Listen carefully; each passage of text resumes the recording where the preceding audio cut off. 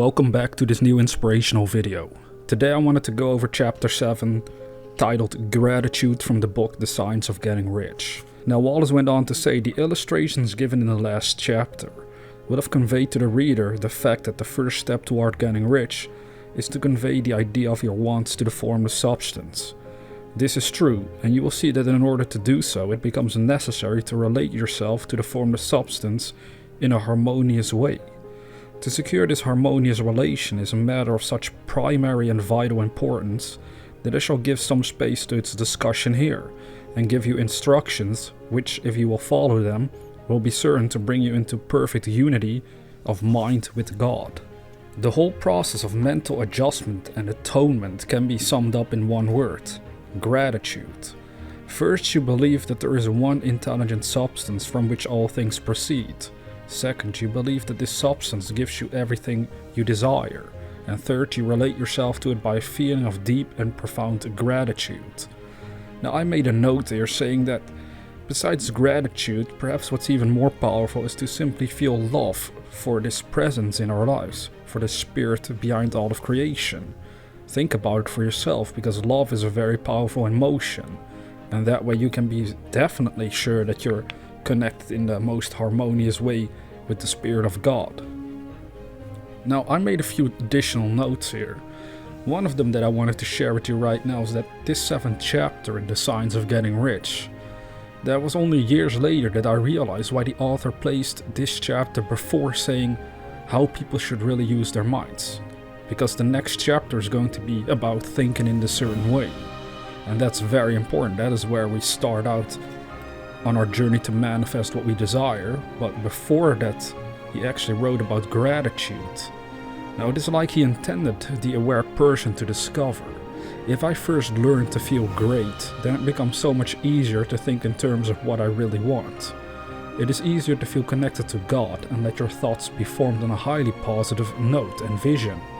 This is why it's important for you to start feeling great no matter where you are in life. So even if you haven't realized your greatest dreams yet, it is important to still feel great, because that great positive feelings that you unleash from within will help you to attract more optimistic and powerful ideas in order to actually get along in life.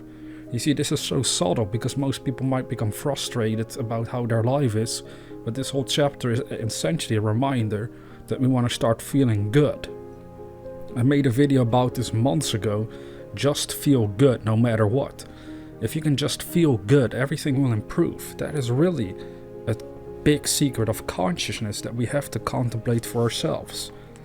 Now, it's all about my own attitude, I added as well. And this attitude is formed by how I use my mind. So you see, how are you using your mind? What sort of attitude do you have throughout the day?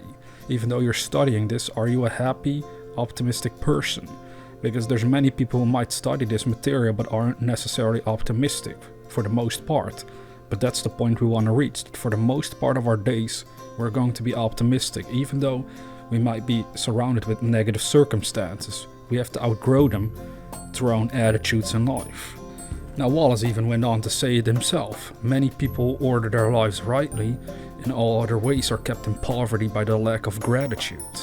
Having received one gift from God, they cut the wires which connect them with Him by failing to make acknowledgement. It is easy to understand that the nearer we live to the source of wealth, the more wealth we shall receive. And it is also easy to understand that the soul that is always grateful lives in closer touch with God than the one which never looks to Him in thankful acknowledgement. The more gratefully we fix our minds on the Supreme when good things come to us, the more good things we will receive, and the more rapidly they will come. And the reason simply is that the mental attitude of gratitude draws the mind into closer touch with the source from which the blessings come. If it is a new thought to you that gratitude brings your whole mind into closer harmony with the creative energies of the universe, consider it well and you will see that it is true. Now, this right here, it doesn't matter if he says it or if I say it, this can only be understood properly from experience, and I can tell you from personal experience that this really works. The greater I feel, the more inspired and motivated I become to do the work that I'm called upon to do, that I'm compelled to do in order to keep growing towards the realization of my own dream. And this is what you want to grasp for yourself. That even though you have this big dream, start feeling great right now. Start having that gratitude for God. Start feeling love for God. And it will cause it so that you become so strongly compelled to do the work that is needed to be done that you cannot help yourself. You will literally make it so much easier to achieve your dreams by being in an optimistic frame of mind. So I made a note saying, be grateful for your own consciousness. It's God. So be grateful that you have a consciousness right now through which you can realize any dream you set your mind on. This is huge if you think about it, and it deserves total gratitude that the universe has given you that power. So you have to practice gratitude all day by enjoying the awareness that you are. You are a state of awareness. And through this awareness you can make yourself aware of whatsoever you want. And then it starts to manifest in and as your life as you hold on to it. Now Wallace went on to say that the good things you already have come to you along the lines of obedience to certain laws. Gratitude will lead your mind out along the ways by which things come, and it will keep you in close harmony with creative thought and prevent you from falling into competitive thought. Gratitude alone can keep you looking toward the all and prevent you from falling into the error of thinking of the supply is limited, and to do that would be fatal to your hopes. There is a law of gratitude, and it is absolutely necessary that you should observe the law if you are to get the results you seek. The law of gratitude is the natural principle that action and reaction are always equal and in opposite directions. The grateful outreaching of your mind in thankful praise to the Supreme is a liberation or expenditure of force. It cannot fail to reach that to which it is addressed, and the reaction is an instantaneous movement towards you. Draw nigh unto God, and He will draw nigh unto you. That is a statement of psychological truth. If your gratitude is strong and constant, the reaction in form of substance will be strong and continuous. The movement of the things you want will be always towards you. Notice the grateful attitude that Jesus took, how He always seems to be saying, I thank Thee, Father, that Thou hearest me. You cannot exercise much power without gratitude, for it is gratitude that keeps you connected with power. And that is very, very important that we grasp this on an individual basis. That's why I made the note. Gratitude keeps you motivated, and gratitude inspires better ideas. Now why is that? Because that's such an optimistic state of mind that you can't help but attract better ideas. It's really that simple, and it's actually pretty obvious. But usually when we feel negative, we settle with that negative feeling. We don't want to fight the negative feelings, we want to simply change our minds about it and embrace the positive over and over again, so that we can have the best chances of receiving the best ideas and become inspired in the best way that will help us achieve our dreams. Now Wallace went on to say the value of gratitude does not consist solely in getting you more blessings in the future. Without gratitude you cannot long keep from dissatisfied thought regarding things as they are. The moment you permit your mind to dwell with dissatisfaction upon things as they are, you begin to lose ground. You fix attention upon the common, the ordinary, the poor, the squalid, the mean, and your mind takes the form of these things. Then you will transmit these forms or mental images to the formless, and the common, the poor, the squalid, and the mean will come to you. To permit your mind to dwell upon the inferior is to become inferior and to surround yourself with inferior things. On the other hand, to fix your attention on the best is to surround yourself with the best and to become the best. The creative power within us makes us into the image of that to which we give our attention. We are thinking substance, and thinking substance always takes the form of that which it thinks about. A few videos ago I mentioned this line already because of Wallace saying in chapter 4 that there's a thinking substance that moves according to the thought. Here he's reminding us clear cut, pretty straightforward, that we are that thinking substance in reality all along. And this thinking substance that we are takes the form of that which it thinks about. That's what you want to grasp for yourself. If you want success, start thinking about success and only about success and what that means for you. If you want wealth, start thinking about wealth and only about being wealthy and what that means for you. Because a line before this, he said that the creative power within us makes us into the image of that which we give our attention. So in other words, the imagination within us makes us into the vision of that to which we give our attention. This process of giving it attention is very important and very subtle. Most people can have an idea of what they want, but then they don't give it proper attention. But we're gonna get into that actually very soon on the chapter concerning the willpower, so by then we'll remind you again of what to do with this vision once you have it. Now I also made another note here saying be the vessel for expression of your vision through a state of gratitude. So in other words, when you are working on your dreams, you also want to be sure that you're in an optimistic frame of mind, not a pessimistic state, not an impatient or worrisome state while you're acting on your dream.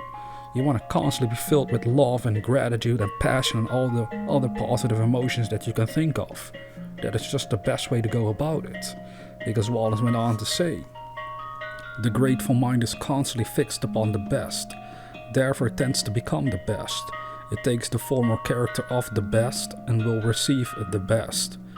Also, faith is born of gratitude. The grateful mind continually expects good things, and expectation becomes faith. The reaction of gratitude upon one's own mind produces faith, and every outgoing wave of grateful thanksgiving increases faith. He who has no feeling of gratitude cannot long retain a living faith, and without a living faith you cannot get rich by the creative method, as we shall see in the following chapters. It is necessary then to cultivate the habit of being grateful for every good thing that comes to you, and to give thanks continuously. And because all things have contributed to your advancement, you should include all things in your gratitude. Now this is actually a huge request, because we can all at times think of stuff that we weren't happy about, but here saying that all these things that have happened to us, even if they were very negative, still helped us to become the sort of person that we are right now. Perhaps you don't like the person you have become. Perhaps you've been traumatized deeply by certain events. But still, he's saying that we have to become grateful. This might seem like a paradox, but the idea behind all of this is that by exercising that ability to feel grateful, what we're really doing is causing ourselves to be lifted up from a negative state of mind into a positive state of mind. It has nothing to do with another person. So even if someone mistreated you, you might at first glance not want to be grateful about it or feel grateful in general. You don't have to necessarily focus on being grateful towards that person for what they did. But you do want to understand you can't stay stuck in negative feelings concerning what happened between you and them, because that's keeping you down. So you want to just focus on becoming grateful for being alive. If you can but do this, your whole life will transform for the better. Now Wallace went on to say, do not waste time thinking or talking about the shortcomings or wrong actions of plutocrats or trust magnates. Their organization of the world has made your opportunity. All you get really comes to you because of them. Do not rage against corrupt politicians. If it were not for politicians, we should fall into anarchy, and your opportunity would be greatly lessened. God has worked a long time and very patiently to bring us up to where we are in industry and government, and He is going right on with His work. There is not the least doubt that He will do away with plutocrats, trust magnates, captains of industry, and politicians as soon as they can be spared. But in the meantime, behold, they are all very good. Remember that they are all helping to arrange the lines of transmission along which your riches will come to you, and be grateful to them all. This will bring you into harmonious relations with the good in everything, and the good in everything will move toward you. Now that is the end of the chapter. Again, it's just a beautiful reminder that before we start thinking of our dreams, we actually have to understand that we have to feel and learn to feel optimistic at all times as much as possible. We have to take control of our own consciousness and realize that we can decide for ourselves how we're going to feel on a given day.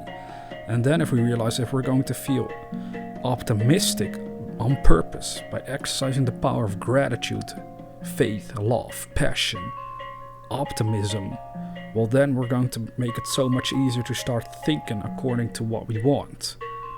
Because if we're not feeling great, it's so easy to start trying to think of what you want, but then it gets blocked out because the feelings will push them out.